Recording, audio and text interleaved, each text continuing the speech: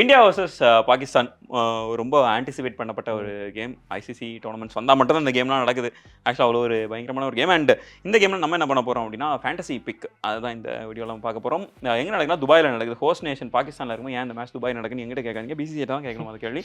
So இந்த Dubai pitch எப்படி இருக்க போகுது அப்படின்னா, ஓப்பனிங் வந்து பவுலருக்கு ரொம்ப சாதகமான ஒரு பிச்சாக இருக்கும். பட் அட் சேம் டைம் பேட்டர்ஸ்க்குமே ஒரு ஈக்குவலான ஒரு ஃபர்ஸ்ட் ஹாஃப் முடிஞ்சதுக்கு அப்புறம் ஃபுல்லா ஸ்பின்னுக்கு இதுவா இருக்கும், ஃபேவரா இருக்கும்ன்ற மாதிரி சொல்லிட்டு இருக்காங்க. சோ அததான் பார்த்துட்டு இப்போ நம்ம கலந்து போட்டு ஒரு டீம், ஒரு 11 பேர் கொண்ட டீம் நாங்க ரெடி 4 பேக்கப் வச்சிருக்கோம் நம்ம. அதனால 15 பேர் கொண்ட குழு இது.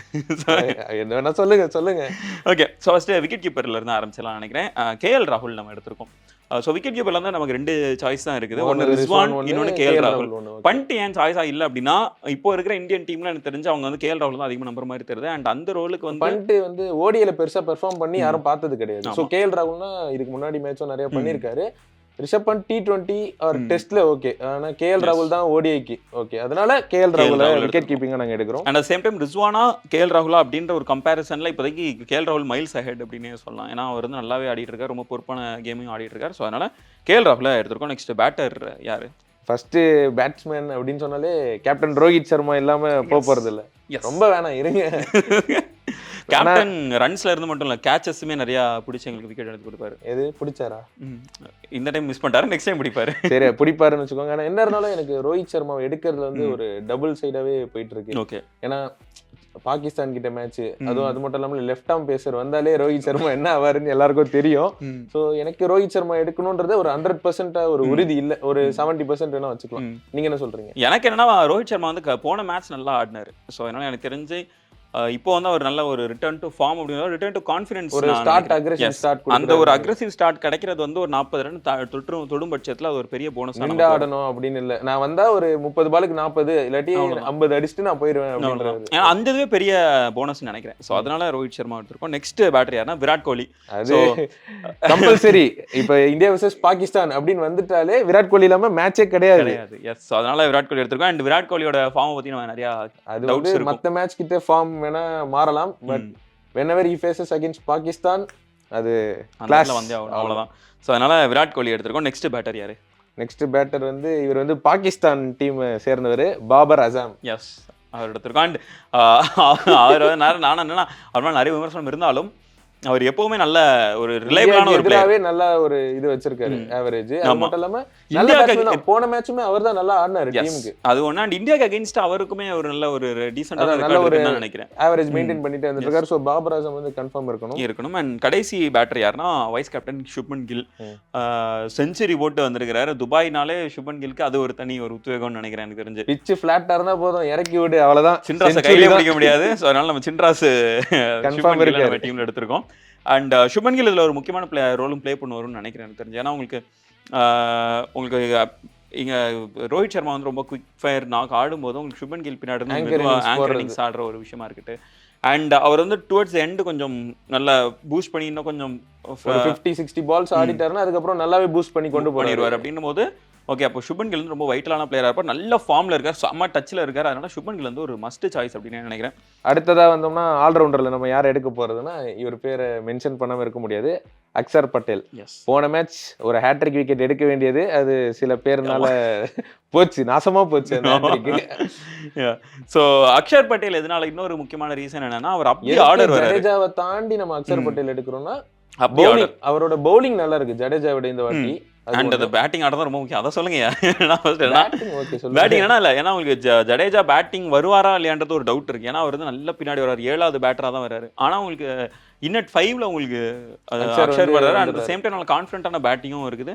அண்ட் அவர் சொன்ன அந்த பவுலிங்லையுமே ஜடேஜாவோட குட்டி எட்ஜ் வந்து அக்ஷர் பட்டேல் இருக்குதுன்னு நினைக்கிறேன். ஸோ ஒரு இடத்துல மட்டும் ஜடேஜா அக்ஷர் வந்து ரீப்ளேஸ் பண்ண முடியல அப்படின்னா ஃபீல்டிங் எல்லாம் வச்சுக்கும், அது கன்ஃபார்ம் மென்ஷன் பண்ணணும். ஆமா, ஆனா ஃபீல்டிங் என்னன்னா ஃபேண்டசியில் உங்களுக்கு பெரிய பாயிண்ட் இருக்காது அப்படின்றதுனால அதையும் மென்ஷன் பண்ணிட்டு சொல்றோம். அதனால நாங்க அக்ஷர் பட்டேல் எடுத்துக்கோம். நெக்ஸ்ட் யாருன்னா ஆகா சல்மான். ஒரு பாகிஸ்தான்ல ஒரு நல்ல ஒரு ஆல்ரவுண்டர், அப்கமிங் சூப்பராகவே பண்ணிட்டு இருக்காரு. தொடர்ந்து எல்லா மேட்சஸும் பார்த்துட்டு இருக்கோம், நல்ல பெர்ஃபார்மன்ஸ் கொடுக்குறாரு. ஸோ அவர் கன்ஃபார்ம் டீம்ல எடுக்கிறோம் ஆல்ரவுண்டர்ல. அண்ட் சல்மான் அகா வந்து என்னன்னா நல்ல ஒரு என்ன சொல்றது, இப்போ நம்ம பாகிஸ்தான் பிளேயர்ஸை பார்த்தோன்னா ஓகே இவர் கொஞ்சம் வைட்டலான பிளேயர் அப்படின்னு சொல்லிட்டு பாபர் அசாமோ இல்லை ஷஹீன் அஃப்ரிடி, ஃபக்கர் ஜமான் இல்லை ஆக்சுவலாக அவர் இன்ஜுரியில் இல்லைன்றனால அவர் டீமில் எடுக்க முடியல. அந்த வரிசையில் எனக்கு தெரிஞ்சு சல்மான் அகாவுமே வருவார்னு நினைக்கிறேன். ஆகா சல்மான் வந்து அந்த இடத்துல பேட்டிங்கும் சரி பவுலிங்கும் சரி ரெண்டுலையுமே ஒரு வைட்டல் ரோல் ப்ளே பண்ணுறாரு அப்படின்றனால நம்ம ஆகா சல்மான் எடுத்திருக்கோம். அடுத்து 3வது ஆல்ரவுண்டர் யாரு? குஸ்தில் ஷா ஏன் எடுத்திருக்கோம் அப்படின்னா பியூர்லி ஆன் ஃபார்ம். போன மேட்சுமே நல்லா பெர்ஃபார்ம் பண்ணிருந்தாரு, 50+ அவரும் நல்ல ஒரு சப்போர்ட் கொடுத்தாரு பாபர் ஆசம்க்கு. ஸோ குஸ்தில் ஷா ஏன்னா அதில் இன்னொரு பெரிய அட்வான்டேஜ் நம்ம இன்னொரு என்ன பார்க்குறோம் அப்படின்னா போன இன்னிங்ஸ் வந்து ரொம்ப ஒரு நெருக்கமான ஒரு இன்னிங்ஸ் அவர். ஏன்னா மத்த எல்லாருமே அவுட் ஆயிட்டாங்க அப்படின்னா ஒரு வெறும் பாபர் ஸ்டாண்டிங்ல இருந்தாரு. உங்களுக்கு ஃபக்கர் ஜமான் அதுக்கப்புறம் வந்து இன்ஜுரியில போறாரு. அதுவே ஒரு பாகிஸ்தானுக்கு ஒரு பிக் ப்ளோ தான். அந்த ஒரு ப்ளோல இருந்து உங்களுக்கு குஸ்தில் ஷா மாதிரியான ஒரு பிளேயர் வந்து நிக்கிறாரு, நான் அந்த இடத்துல ஃபேஸ் பண்றேன் அப்படின்னும் போது இந்த ப்ரெஷரை தாங்கி ஆடுற ஒரு இது தருது. அண்ட் சேம் டைம் பிக் ஷாட்ஸுமே அடிக்கக்கூடிய ஒரு பிளேயர் தான்.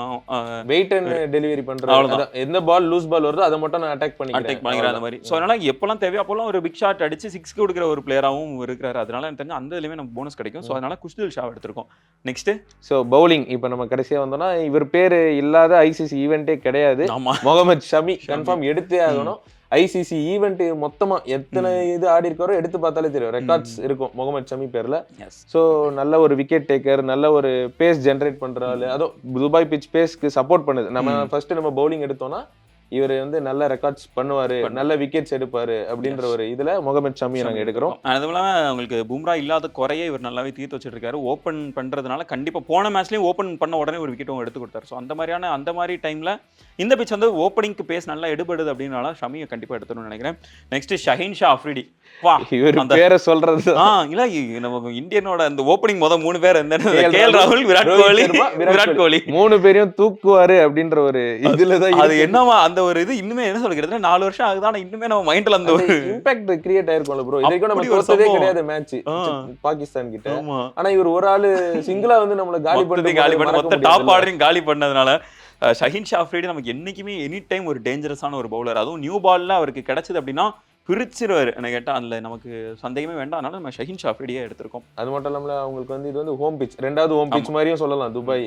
ஏன்னா பாகிஸ்தான்ல ஆடுவாங்க, துபாயில ஆடுவாங்க. ஸோ அவங்களுக்கு நல்லா தெரிஞ்ச ஒரு பிச் தான். அதனால ஸோ ஃபைனல் பிக் புது வரவு ஹர்ஷித் ராணாவை எடுத்திருக்கோம். பிகாஸ் அவரும் ஒரு கரண்ட் ஃபார்ம் நல்லா பெர்ஃபார்ம் பண்ணியிருக்காரு.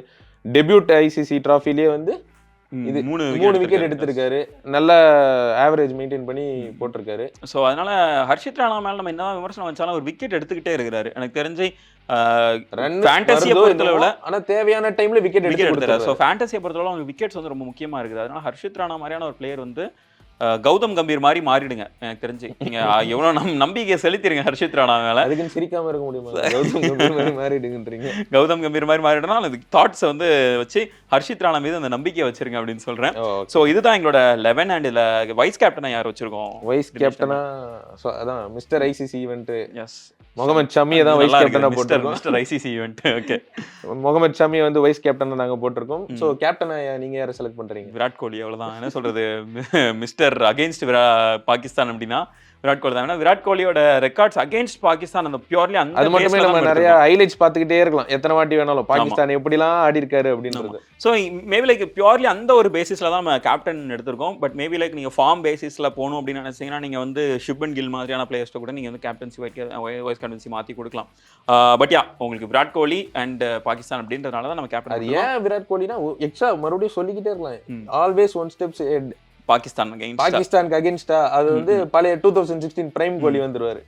நெக்ஸ்ட் பேக்கப்ல வந்து நம்ம 4 பேர் வச்சிருக்கோம். அதுல ஃபர்ஸ்ட் இயர் ஸ்ரேயஸ் ஐயர். எஸ், அது அவரோட ஃபேவரட் பிளேயர். அதனால தான் இல்ல ஃபேவரட் பிளேயர்ன்றதுலாம் இல்ல, உண்மையாவே ஓடி ரெக்கார்ட்ஸ் எடுத்துட்டாங்க. ஸ்ரேயஸ் ஐயர் வந்து ஓடியில வந்து நல்ல ரெக்கார்ட்ஸ் மெயின்டைன் பண்ணிட்டு இருக்காரு லாஸ்ட் 10 இன்னிங்ஸ் ஃபுல்லாவே.